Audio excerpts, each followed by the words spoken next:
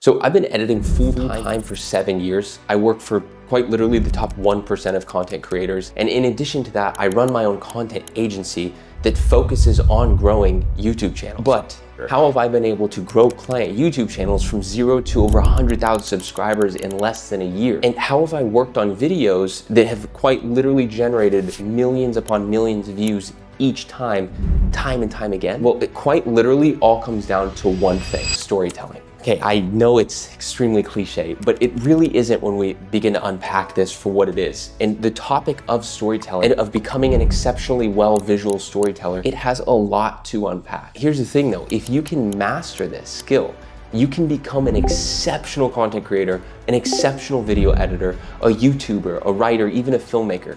If you can truly master this skill, you'll be in the top 1% of all of those. But we first really need to understand what viral storytelling is. Well, to be perfectly honest, viral storytelling, it's really just good storytelling. Not just about making a good video, it's about creating a story so irresistible that people quite literally can't help but share it. In fact, what I just said is incredibly important. You see, I've edited many documentaries for YouTubers who do YouTube documentaries, but I've also done documentaries that have gone on to be on television. And whether it's content for TV or for YouTube, I always make sure I do what is in my absolute power to be able to create a story so irresistible that people feel they need to share it or at least keep watching. And I know that sounds cool on the surface and all, but what does that even mean, right? Like, that's probably what you're wondering. How can I actually do that for myself? How can you do that? Well, you do that by understanding in your creative core that viral storytelling, it's the perfect blend of relatability, emotional impact,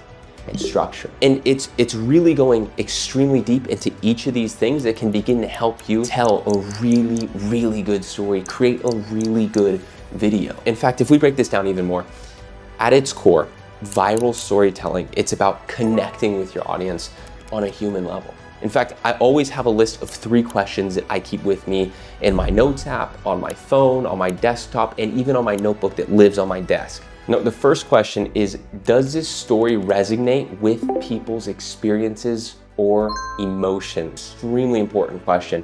Number 2 is, does it spark curiosity? Does it spark shock or even joy? And third is, does it show a clear and compelling narrative arc?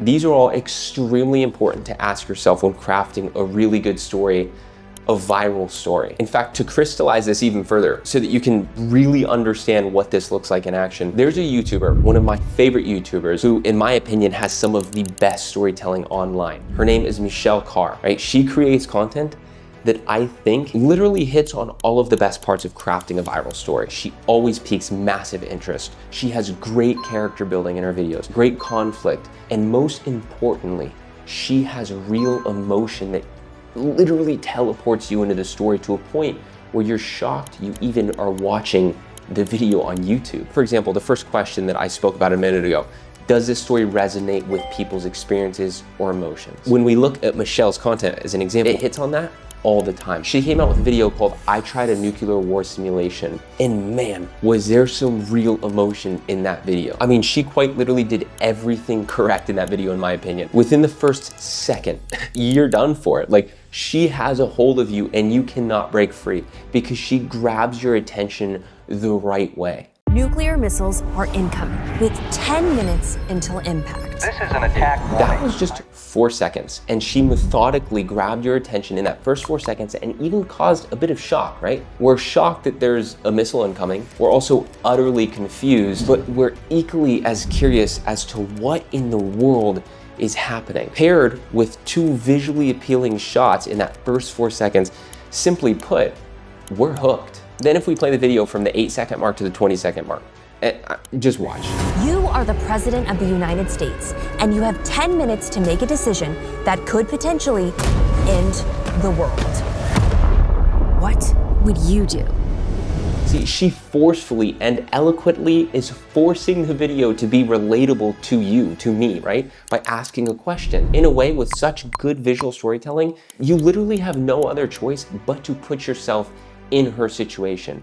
So for the rest of the video, while she's living that situation, in effect, every hard choice, every question moving forward that she has to come in conflict with or that she needs to answer, it now becomes the same for you and I because she forcefully put us into her shoes, all because of how she used visuals, words, and feelings put together to craft an irresistible story. Then from the 38-second mark of this video to the 1 minute mark, I mean, again, just watch. We're throwing everything at her. Michelle has to figure out the options in front of her, as well as having limited time that someone would have to make these decisions. Michelle is faced with, can she prevent an incoming nuclear attack? Do you know what you want to do? We are running out of time. See, this is where she brings in the emotion, right? We have stakes being set by another person, which is continuing to build our curiosity more, right? With their exposition of their dialogue. And our curiosity was already built, so it's just building on top of that. But here's the thing, we also have visuals paired with really good sound and raw emotion from her that makes us begin to feel emotions ourselves. So when we watch a scene, we begin to feel a little bit anxious because we put ourselves in her shoes. Since she made us ask ourselves the question, what would we do? See, we're extremely curious as to what she's going to do in this highly intense and emotional situation. And because of the storytelling, but also particularly the absolute perfect editing in this last part, specifically in the last millisecond before we cut, we see a tear fall down her face. And now, we are officially emotionally tied in. Oh, and here's the crazy part too. That was just the introduction. That was just the hook. Their storytelling, their viral storytelling, their visual storytelling in that hook, it made sure that we sit down and we say, yes, we're gonna watch the rest of this video regardless if it's 20 minutes or not. Which, by the way, the rest of that video goes way deeper into each of these storytelling fundamentals that we're talking about right now. And as a result, this video got 3.7 million views, which, by the way, is a pretty common trend for her videos. Why? Because she's mastered storytelling, visual storytelling. And when you master that, well, you have a viral story. So if you remember anything from this video, remember that viral stories often hit on at least one or all of these emotions, right? Joy, shock, relatability, curiosity, or inspiration. And they're wrapped in a package that's really easy for us to follow, and yet at the same time impossible for us to ignore. It's like a recipe.